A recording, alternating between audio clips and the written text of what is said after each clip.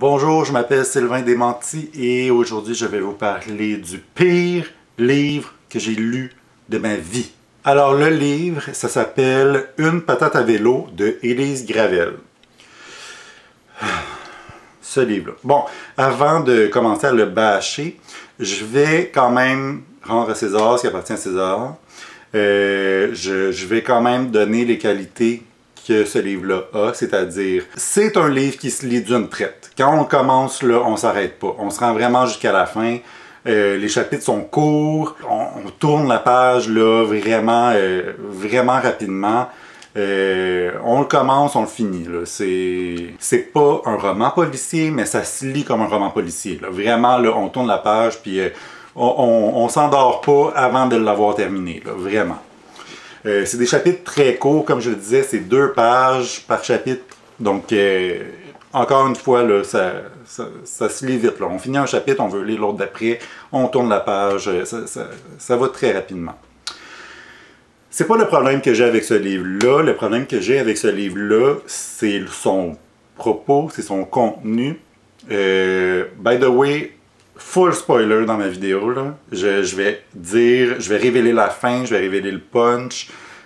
Donc, si vous voulez le lire par vous-même, arrêtez la vidéo maintenant, allez le lire, puis revenez après. De toute façon, ça vous prendra pas beaucoup de temps de le lire. Là. Comme je l'ai dit, ça se lit très vite. Et d'ailleurs, c'est une bonne chose que ça se lise rapidement parce que on rencontre vraiment plein de personnages complètement différents.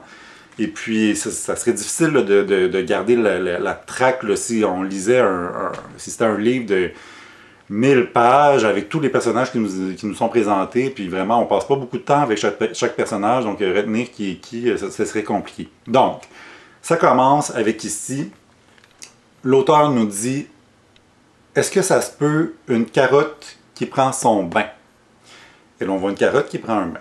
Et là, il dit « Mais non, ça ne se peut pas. » Moi, j'ai un problème avec ça parce que l'auteur, manifestement, vous savez, il y a des gens qui pensent que la Terre est plate, des trucs comme ça. L'auteur fait partie de ces personnes-là qui pensent que c'est pas important de laver les légumes avant de les manger. Moi, ça me dérange parce que c'est pas du tout dans mes valeurs. Maintenant, je comprends qu'il faut respecter les croyances des autres, là, mais il y a des choses qui sont un peu niaiseuses de penser, de réfléchir. Moi, je trouve ça très important de laver mes légumes et mes fruits avant de les manger. On ne sait pas où est-ce que ça a traîné. Puis même si c'est bio, il y a du monde qui ont tripoté. Puis, en tout cas, écoutez pas Élise Gravel, je pense que c'est une conne. OK, ensuite, un brocoli qui compte jusqu'à 10. Et là, on le voit, le brocoli, là, il compte jusqu'à 10. Mais non, ça se peut pas. Parce que Élise Gravel pense que les brocolis sont cons. Ensuite, on a ici une brosse à dents qui vole. Mais non, ça ne se peut pas. Élise Gravel, c'est quelqu'un qui veut détruire les rêves des gens qui lisent ses livres.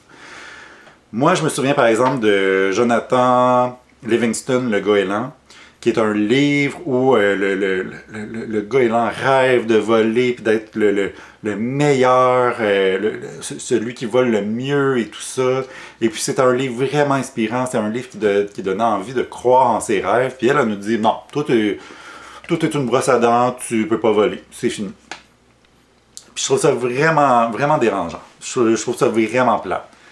Mais tout ce que je vous dis, là, ce sont des défauts, mais c'est absolument rien comparé à la fin. La fin, il y a une twist, et c'est la pire chose que j'ai lue de ma vie, vraiment. Ensuite, il y a un caca qui porte des lunettes. Oui, sinon je vois rien. Le caca le dit, sinon il voit rien. Mais bon, elle a dit, ben non, ça se peut pas. Il le dit qu'il voit rien sans ses lunettes. Laisse-y porter des lunettes.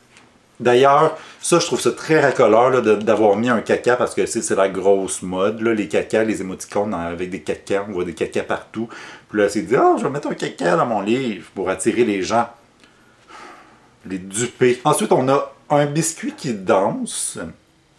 Et tout de suite après, on a une tomate qui chante. Moi, j'ai toujours dit dans la vie que le chant et la danse, ce sont des expressions de joie. Donc, si j'ai envie de chanter, puis si j'ai envie de danser, je vais le faire. Puis, je chante mal, je chante très mal, et je danse pas super bien, mais ça me rend heureux de le faire, ça me rend heureux de chanter et de danser. Il n'y a pas personne qui va m'en empêcher. Pourquoi est-ce que je devrais m'empêcher? Les gens me disent, non, tu ne peux pas chanter. Fuck you, je vais chanter si ça me tente. You can call all you want, but there's no one home and you're not gonna reach my telephone. Je chante mal, je m'en calisse. J'aime ça chanter. Fuck you. Ensuite, une fourchette qui conduit une voiture. Et là, on voit une fourchette qui conduit une voiture. Et là, c'est là qu'on se rend compte que Élise Gravel prend ses lecteurs pour des cons. Un objet inanimé ne peut pas animer un autre objet inanimé. C'est sûr que ça se peut pas. Ensuite, un cornichon qui joue au hockey. Ça se peut pas. Je m'excuse, j'en connais beaucoup. C'est pas vrai, j'en connais pas, je suis pas le hockey. Mais je suis pas mal sûr que quelqu'un qui connaît le hockey est capable de nommer pas mal de noms. Puis là, je vais pas vous lire tout le livre, là, parce que je vais vous laisser quelques surprises quand même. C'est seulement au 11e chapitre qu'on finit par rencontrer la patate à vélo. C'est quand même le titre. Le livre est presque fini, là. Il reste peut-être un tiers ou même pas un quart au livre, là. Puis c'est là que tu introduis ton personnage principal de la patate à vélo. Il est temps qu'elle arrive. Pourquoi t'as appelé ton livre Une patate à vélo si la patate à vélo était si peu importante dans le récit? Puis, spoilers, une fois qu'on la rencontre, là, on la voit plus jamais après dans le livre. C'est fini. Ça valait vraiment la peine de nommer ton livre d'après elle, tu sais. Excusez, je relis au hasard une page, puis là, je tombe sur un ballon qui fait pipi dans la toilette. Je me dis, effectivement, c'est très scato comme livre. Ça, vivre le pipi, le caca, les menstruations, puis tout. Je vais donner un point à l'auteur, là.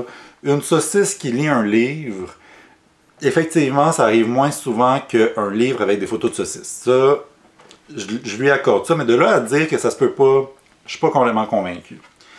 Et c'est là qu'on arrive à la dernière page. La toute dernière page, il y a un punch. Et là, j'espère que vous êtes bien accrochés parce que c'est très dérangeant. Moi, j'en viens pas qu'on tienne ce livre-là dans les librairies, que n'importe qui puisse l'acheter quand on sait le punch final. La dernière page, c'est un bébé, je ne sais pas si on voit, là, il y a plein de réflexions, mais un bébé qui se fait chatouiller. Ha ha ha ha. Ah oui, ça se peut.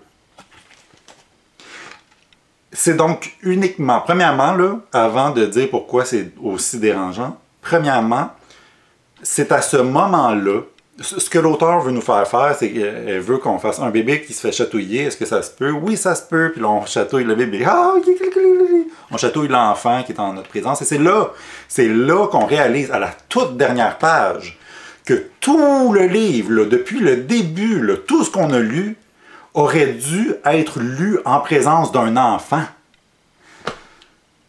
La dernière page, puis tu nous dis ça, tu sais. Mais c'est pas vraiment pas l'aspect le plus dérangeant. Quoique c'est vraiment dérangeant là, de se dire « Wow, j'ai lu tout ça pour rien, j'aurais dû le lire avec un enfant. » Mais ce qui est dérangeant, c'est que justement, l'auteur nous fait faire comme nous incite à chatouiller l'enfant. Ce qui est une agression physique, on va se le dire, là, je m'excuse, mais l'enfant, il n'a pas demandé à se faire chatouiller, puis là, toi, tu mets tes mains dessus, puis tu le chatouilles.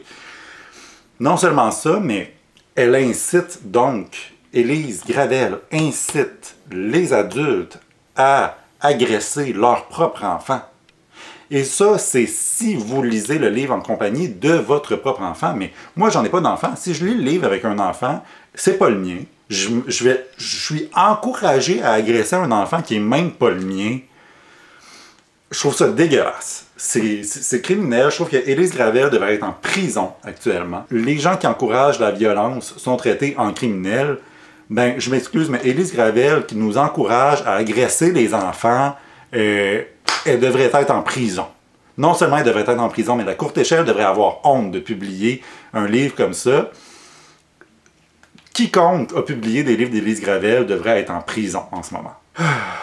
Moi, j'en reviens pas. J'en reviens pas qu'on laisse des choses comme ça aller. Ça me dépasse. Fuck.